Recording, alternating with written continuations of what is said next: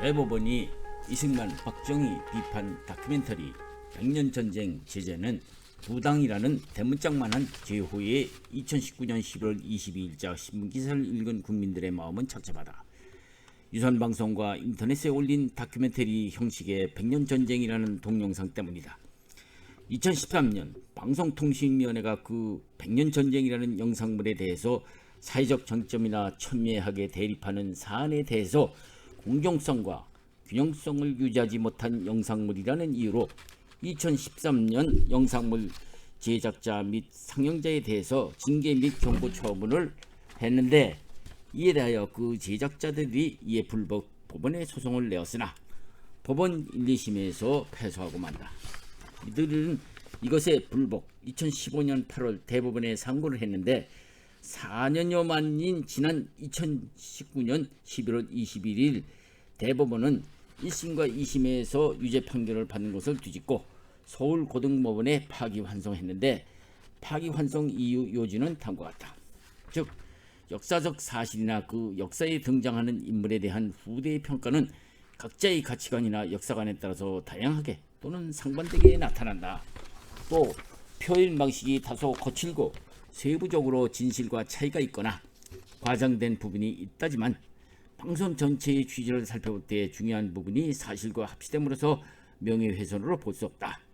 또 해당 방송은 역사적 사실과 인물에 대한 논쟁과 재평가를 목적으로 하고 있으므로 공공의 이익을 위한 것이고 애국정부의 공식 문서를 기초로 했다는 점에서 진실이라고 믿을 만한 상당한 이유가 있다는 표현의 판결 요지였다.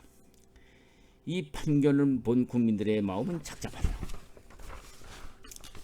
과연 지난날 지상파 정기방송도 아닌 일반 유선 방송과 인터넷 동영상으로 백년전쟁이라는 생소한 동영상을 본 국민들은 어리둥절할 수밖에 없었던 것이다.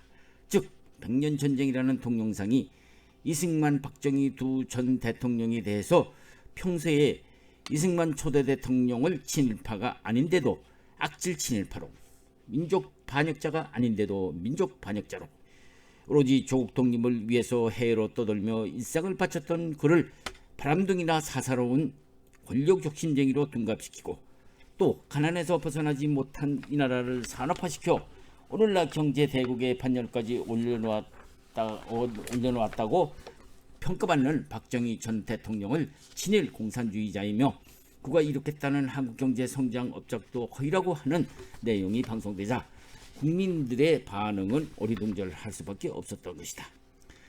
결국 보다 못한 방송통신위원회에서 징계 및 경고 처분을 내렸고, 이에 대해서 이 백년전쟁 동영상을 제작한 자들은 이를 부당하다면서 지방법원과 고등법원에 심판 청구를 했으나 모두가 1심, 2심에서 패소를 당한 것이다. 이들은 이 1심, 2심에서도 불복하여 상고심인 대법원에 2015년 8월 상고했는데 4년여 만인 2019년 11월 21일 판결이 나와 서울고등법원으로 파기환송했다. 그 파기환송 이유가 서두에 언급한 내용이었다. 서두 내용을 다시 한번 요약하자면 다음과 같다. 역사적 인물은 후대 평가하는 자들의 마음에 따라서 여러 가지로 나타나는데, 다큐멘터리라고 지칭하는 백년전쟁이라는 동영상도 표현이 다소 거칠고 과장된 면도 있지만은 대법관들이 보기에는 어떤 부분은 사실과 같은 것 같다면서 사자에 대한 명예훼손까지 될 것이 없다고 판결을 내린 것이다. 이 판결을 본 국민들의 마음은 착잡했다.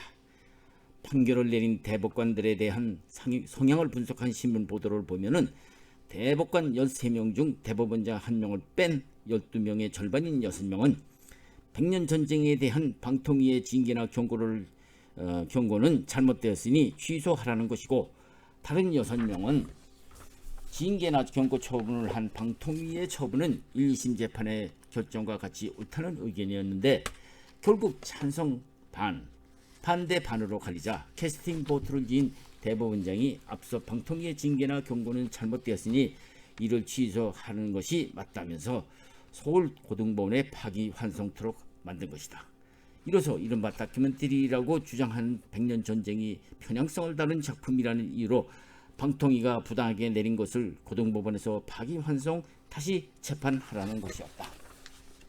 결국 대법원장이 찬성편에 드는 바람에 대법원 전원합의체 7대6이라는 규정에 의해서 백년전쟁 동영상 제작자에 대하여 손을 들어준 것이다.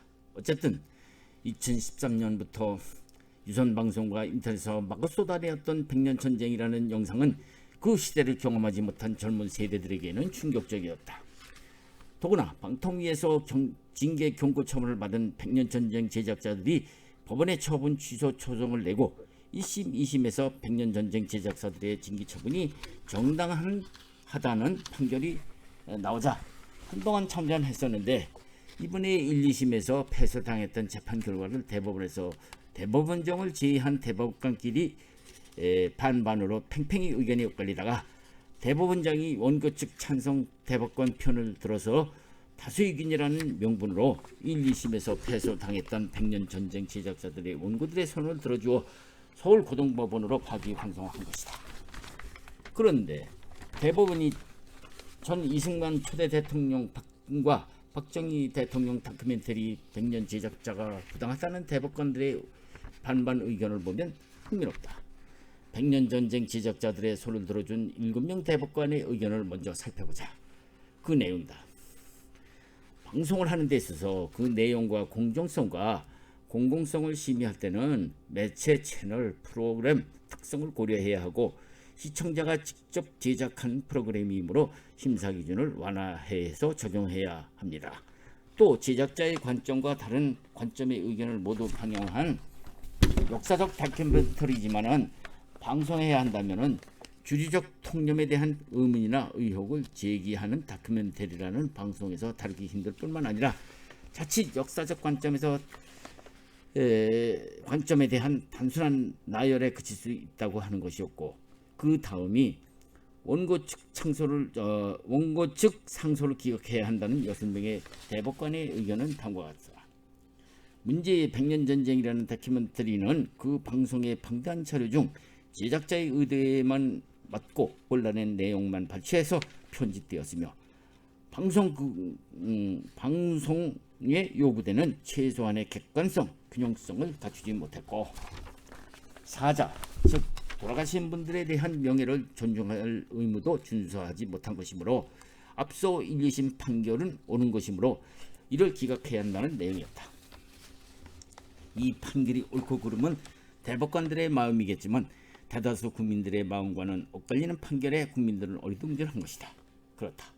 전원합의부 13명 공동으로 낸 판결문대로라면 오늘날 유튜브 시대를 만나 흥미로운 것은 하루를 지나도 엊그저께까지는 역사로 봐서 전원합의체 대법원 판결 그대로라면은 모든 유튜브도 각자의 가치관과 역사관에 따라서 다양하게 또는 상반되게 표현하는 것과 표현 방식이 다소 거칠고 세부적으로 진실과 차이가 있거나 과정된 부분이라도 할지라도 방송 전체의 취지를 살펴볼 때 중요한 부분만 객관적 사실과 맞아떨어지고 비록 사제 명예훼손이 될지라도 될 수 없다는 것이 판결이므로